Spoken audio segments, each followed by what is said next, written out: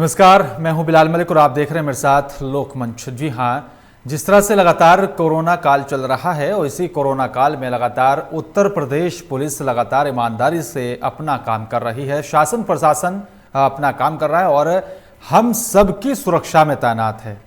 लेकिन सवाल यह है हम कितना अपना जिम्मेदारी के साथ काम कर रहे हैं। और जिस तरह से लगातार उत्तर प्रदेश की पुलिस अपने घर परिवार को छोड़कर हमारी सुरक्षा में तैनात है, दिन हो या रात लगातार हमारी सुरक्षा में तैनात हैं पुलिसकर्मी। और कुछ पुलिसकर्मी ऐसे भी हैं इस कोरोना काल के चलते वो कोरोना संक्रमित हुए और आज हमारे बीच नहीं है। कुछ डॉक्टर्स ऐसे हैं जो आज हमारे बीच नहीं है। उन सभी को लोकमंच दिल से सलाम करता है। जी हाँ, जिस तरह से अपनी ड्यूटी पर रहते हुए उन्होंने यहाँ पर हमारी सुरक्षा के लिए वो शहीद हो गए। लेकिन अब सवाल यह है कि आखिरकार इस पूरे कोरोना काल को लेकर लगातार सरकार की तरफ से नई नई गाइडलाइन यहां पर जारी हो रही है और जिसका पालन लगातार उत्तर प्रदेश की पुलिस करा रही है, जनता के साथ खड़ी है। कोरोना काल में जिस तरह से लगातार देश के कई राज्यों में आंकड़े बढ़ रहे हैं और उत्तर प्रदेश के भी कई शहरों में आंकड़े बढ़े हैं, लेकिन उत्तर प्रदेश की पुलिस किस तरह से अब एक बार फिर से काम कर रही है, किस तरह से रणनीति बनाई जा रही है, किस तरह से जनता के बीच जाकर जागरूक किया जा रहा है, इसी पर विस्तार से बातचीत करेंगे, खास चर्चा करेंगे। मेरे साथ हरदोई से एसपी अनुराग वत्स मेरे साथ सीधा जुड़ रहे हैं। सर, स्वागत है आपका लोकमंच पर। सर, जिस तरह से कोरोना काल चल रहा है लगातार उत्तर प्रदेश की पुलिस अपना काम बखूबी निभा रही है, जनता की सेवा कर रही है, जनता की सुरक्षा में तैनात है। लेकिन अगर बात हरदोई की जाए तो किस तरह से और क्या कुछ तरीके अपनाकर जनता को जागरूक किया जा रहा है ताकि इस कोरोना काल से छुटकारा मिल सके? जी, बहुत बहुत धन्यवाद इस विषय पे चर्चा करने के लिए। शुक्रिया हम सर। लोगों ने इस कोरोना काल में अपनी स्ट्रेटजी को 2 हिस्सों में बांट दिया है और हमारा एक विंग इस चीज के लिए बहुत इंस्पायर कर रहा है कि हम लोग जितना हो सके जनता में इसके लिए जागरूकता फैलाएं। जी, भारत सरकार और प्रदेश सरकार ने इसके लिए बहुत अच्छे से कदम उठाए हैं और जिनका असर भी है, उसी को हम लोग धरातल उतारने का प्रयास कर रहे हैं। स्कूलों से जुड़े हुए बच्चे हों, चाहे कोचिंग में जाने वाले बच्चे हों, चाहे चौराहों पर और मार्केट्स में आने वाली लोगों के समूह हो, हम लोग ये कोशिश करते हैं कि उनके अंदर ये जागरूकता हो, उनके अंदर ये अवेयरनेस फैले कि वो स्वयं ही कोरोना से बचने के लिए सभी उपाय जैसे कि हाथों का धोना, अपने मास्क को लगा के रखना, सैनिटाइजर का इस्तेमाल करना, साथ ही जब वो पब्लिक प्लेसेस पर आते हैं तो वहाँ किस प्रकार से जो हमारे मार्केट्स में लगी दुकानें हैं उन दुकानों पर इस प्रोटोकॉल का पालन किया जाए, या कोई भीड़ भाड़ वाले स्थान जो आयोजन होते हैं तो वहाँ पर किस प्रकार से पूरे प्रोटोकॉल को इम्प्लीमेंट किया जाए। ये फोकस हमारा ये रहता है। दूसरा हमारा फोकस रहता है कि अगर कोई व्यक्ति इन सब अवेयरनेस कैंपेन के बावजूद, समझाने के बताने के बावजूद भी यदि वो कोविड प्रोटोकॉल और जो नियम गाइडलाइन है उनको नहीं मानते हैं तो फिर उनके खिलाफ हम चालान की भी कार्रवाई करते हैं। और दोनों ही फ्रंट पे हरदोई पुलिस ने बहुत अच्छा काम किया है।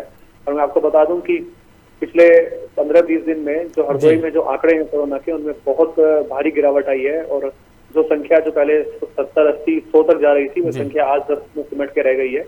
और जहां तक पुलिस कर्मचारियों में बात करूं तो पुलिस कर्मचारी आज की डेट में हमारे कोई पुलिसकर्मी कोरोना से पीड़ित नहीं है। ये भी हमारे विभाग की एक बड़ी उपलब्धि है। बिल्कुल सर, यह खुशी की बात है कि कोरोना पर लगाम लगाई जा रही है, कोरोना से छुटकारा मिल रहा है। सर, अगर जनता की बात की जाए हरदोई की, जिस तरह से लगातार पुलिस से जागरूक कर रही है, जागरूकता अभियान चलाए जा रहे हैं, उसमें कितना सहयोग जनता का मिल रहा है सर आपको? जी, न केवल जनता का सहयोग मिल रहा है बल्कि जो हमारे विभिन्न प्रकार के सामाजिक संगठन हैं, राजनीतिक संगठन हैं, उन्होंने भी इसमें अपनी भूमिका निभाई है, वो भी आगे आए हैं। जनता का एक बहुत बड़ा वर्ग इसमें अवेयर है, ऑलरेडी वो जागरूक है और अपनी भूमिका निभाने के लिए हमेशा तत्पर है। लेकिन ये बात आपकी सही है कि कुछ लोग ऐसे होते हैं कि जिनके अंदर या तो जागरूकता नहीं होती या बचकाना व्यवहार करते हैं और इस प्रकार का एक वर्ग है, लेकिन उसकी संख्या ज्यादा नहीं है। और इसी वजह से हम लोग इस कोरोना के खिलाफ जो जंग चल रही है इसमें हमने काफी हद तक सफलता हासिल की है। बिल्कुल सर, जिस तरह से सरकार ने शादी समारोह को लेकर गाइडलाइन जारी की है कि 100 से ज्यादा अब लोग शामिल नहीं होंगे, अगर जनता का इसमें सहयोग प्रशासन को मिलता है तो क्या माना जाए कि जो आंकड़ा कुछ शहरों में बढ़ा है, कोरोना संक्रमित मरीजों की संख्या में इजाफा हुआ है, उस पर लगाम लगाने में कारगर साबित होगा? जी बिल्कुल, कोरोना के संबंध में जितने प्रोटोकॉल और गाइडलाइंस माननीय मुख्यमंत्री जी भारत सरकार द्वारा या राज्य सरकार द्वारा जो भी जारी हुए हैं, अगर उनको हम लोग सब सख्ती से पालन करें और व्यक्ति जो शादी समारोह जो आयोजित कर रहे हैं, यदि वो सारे कोविड प्रोटोकॉल को पालन करते हुए अपने आयोजन को करेंगे तो निश्चित रूप से मुझे विश्वास है कि इसमें कंट्रोल में इसके लिए महत्वपूर्ण सफलता मिलेगी। बिल्कुल सर, जिस तरह से अब कॉलेज स्कूल भी खुल गए हैं, अब छात्र जो हैं स्कूल जाना शुरू करेंगे, कॉलेज जाना शुरू करेंगे, तो वहाँ पर किस तरह की व्यवस्थाएं हैं, किस तरह से छात्रों को जागरूक होना होगा और साथ ही किस तरह से अभिभावकों को भी यहाँ पर जागरूक होने की आवश्यकता है?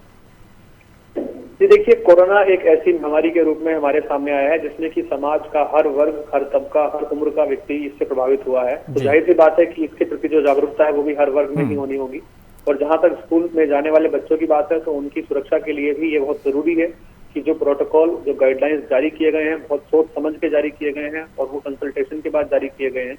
जो अभिभावक हैं जो उनको स्कूल छोड़ने जाते हैं या लेके आते हैं, या स्कूल में रहने वाले टीचर्स जो उनके साथ में पूरा टाइम रहेंगे जब वो स्कूल में रहेंगे, वो सब बच्चे भी इस बात को समझें और इन सभी गाइडलाइंस का पूरे मन से, पूरे डिवोशन के साथ में इसको इम्प्लीमेंट करें तो निश्चित रूप से हम इसमें भी सफल होंगे। बिल्कुल सर, एक और मेरा आखिरी सवाल आपसे, सैंपलिंग की क्या कुछ व्यवस्था है? अगर किसी व्यक्ति को जो है कुछ इस तरह से अनुभव होता है या उसको लगता है कि कुछ उसको बीमारी हो सकती है, तो किस तरह से वो जाग सकता है, किस तरह से जो है कोरोना सैंपलिंग जो हो रही है वहां पर उसका फायदा उठाया जा सकता है?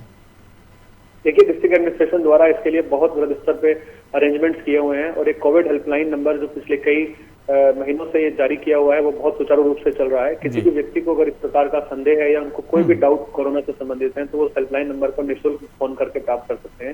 जिला चिकित्सालय या अन्य कई केंद्र बने हुए हैं जहाँ पर जाके वो अपनी बात पूछ सकते हैं। इसलिए कहीं भी किसी व्यक्ति को कोई समस्या इस संदर्भ में नहीं आने वाली।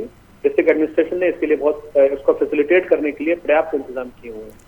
बिल्कुल, और उम्मीद की जा रही है कि अब प्रशासन का साथ भी जनता दे ताकि इस पूरी महामारी से छुटकारा मिल सके। शुक्रिया सर आपका, आपने अपना कीमती वक्त निकाला और हमारे दर्शकों से भी यहाँ पर बातचीत की, हमसे बातचीत करने के लिए बहुत बहुत धन्यवाद।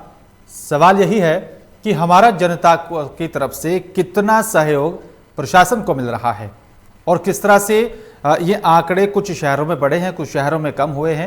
अब जनता का भी सहयोग यहाँ पर मिलना हो जो है चाहिए शासन प्रशासन को, तभी जाकर कामयाबी मिलेगी। और इस जो कोरोना काल चल रहा है, जो कुछ शहरों में आंकड़े बढ़े हैं, तभी जाकर छुटकारा मिल सकता है। अपनी जिम्मेदारी से हमें भी काम करना होगा। 2 गज की दूरी और मास्क है जरूरी पर भी हमें विचार करना होगा। फिलहाल मेरे साथ सिर्फ इतना ही। नमस्कार।